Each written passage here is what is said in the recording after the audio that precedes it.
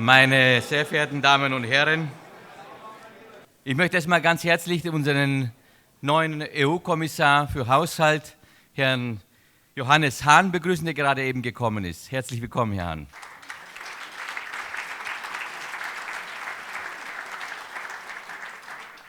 Meine sehr verehrten Damen und Herren, ich habe die Freude und die Ehre, nun unseren nächsten Gast vorzustellen.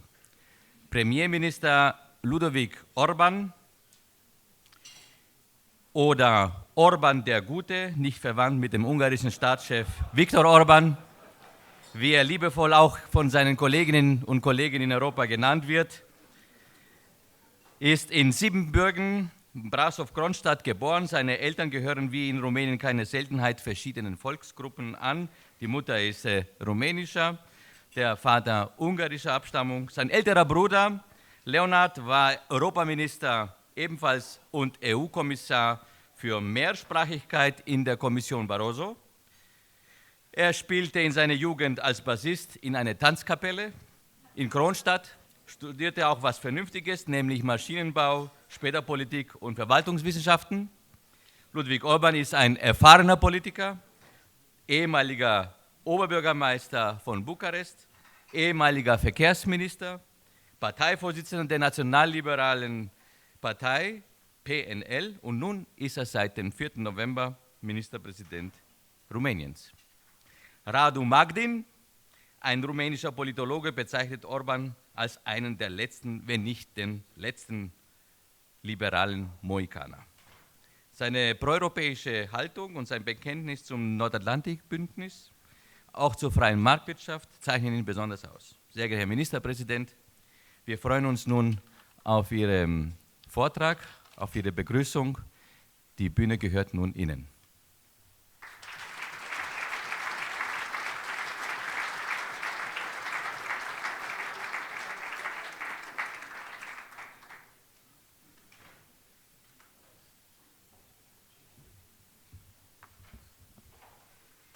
Dear Dr. Weigel, dear Deputy Chairman Konstantinidis, dear Vice President of European Commission, dear Commissioner responsible for budget, Johannes Hahn, I have to mention.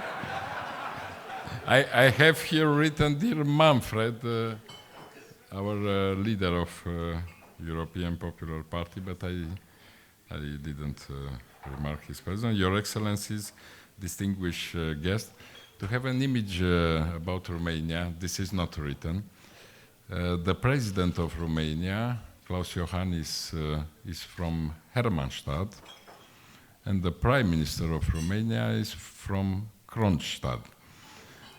The big cities from the center of the country, which were influenced in their history by the strong presence of German minority Sachsen,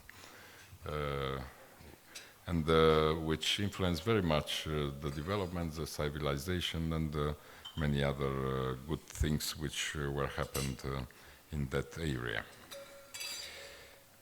We are certainly living interesting and ever surprising times in the global economy and in all aspects of our global social life.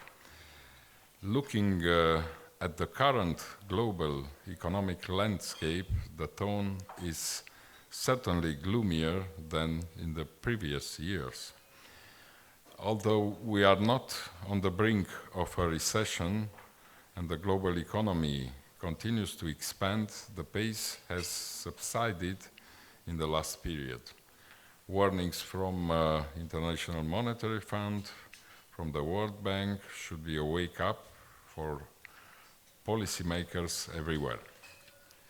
Trade tensions, policy uncertainty, tightening of the financial condition, high levels of public and private debts, environmental degradation, scarcity of resources, epidemics, impact of Brexit, and a greater than predicted slowdown in China.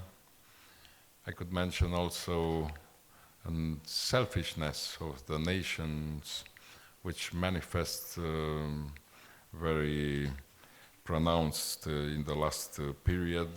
These are major risks that can further destabilize an already slowing global economy.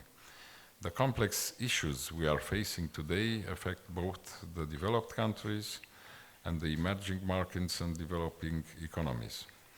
But despite this gloomy picture, we must not forget that globalization has a huge potential to bring more prosperity, development, and stability, provided it is managed according to key principles. It is undeniable that Romania has benefited from the alignment of economic opening, deeper integration with Europe, and merging with major commercial and investment flows on global level. Romania has a solid pro-European profile, and it has achieved sustained progress on its path to modernization and European integration. For the next years, we will be guided at European level by the objectives of the EU strategic agenda for 2019-2024, agreed during the Romanian presidency of the EU Council. EU membership was decisive for Romania's significant economic growth rates year after year, even under tougher trends at European level. The rate of unemployment, the average wage, and the standards of living are all on the rise. Ultimately, despite the political evolutions, it led to consolidating Romania as a safe, secure, and predictable country on all accounts. Being part of the European Union has also encouraged us to take up more responsibilities at global level. I'm talking here about various areas such as transport, energy, digital infrastructure, but above all, I'm referring in particular to the fight against climate change, even tough. This encompasses substantial economic, social, and financial efforts for our own part.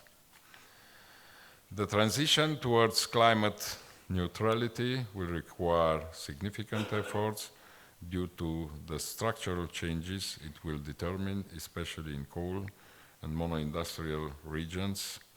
It is therefore important to ensure a transition to a climate-neutral European Union that will be just as socially balanced, given the member states' national circumstances and their right to decide on their own energy mix.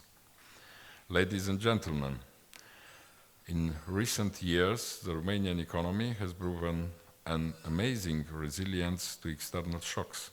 This was largely due to the contribution of the most dynamic sectors, as well as to foreign investments.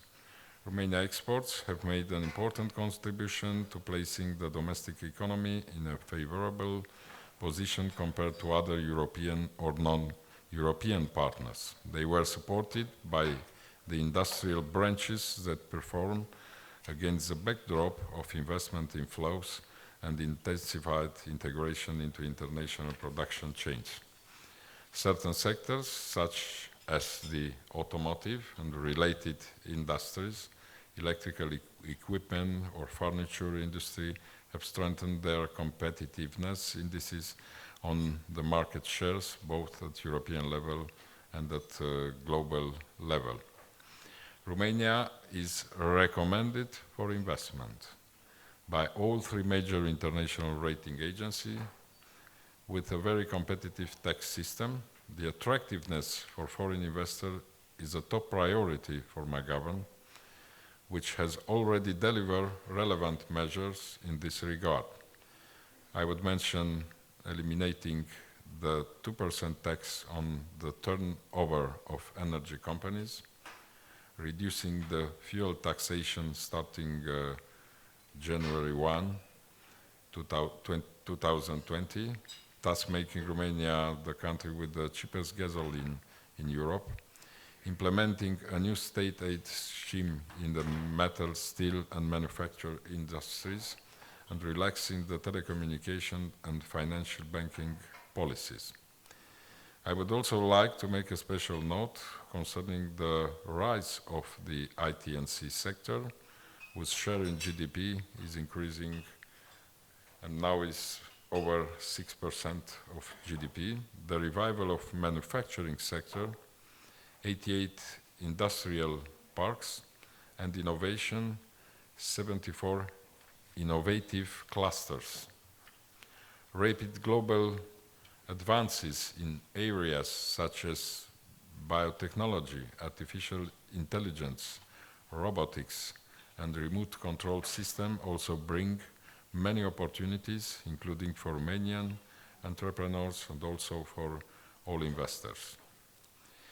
In this complex region of the Black Sea, as well as in our eastern neighborhood, and reaching out towards Central Asia, Romania is working to consolidate its actions as a reliable and constructive actor, promoting stronger relations of these partners with the EU.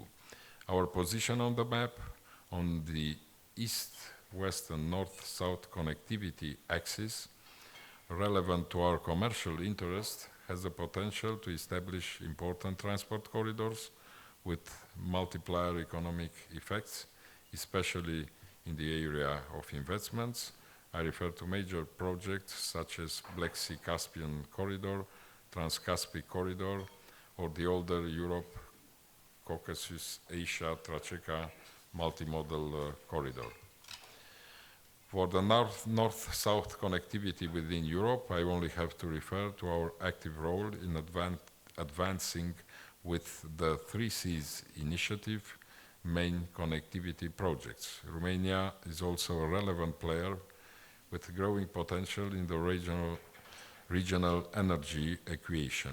This is both due to capitalizing on our own resources and by playing an active role in the future redistribution of energy resources on the European market in areas such as Black Sea, the Caspian Sea, the Middle East.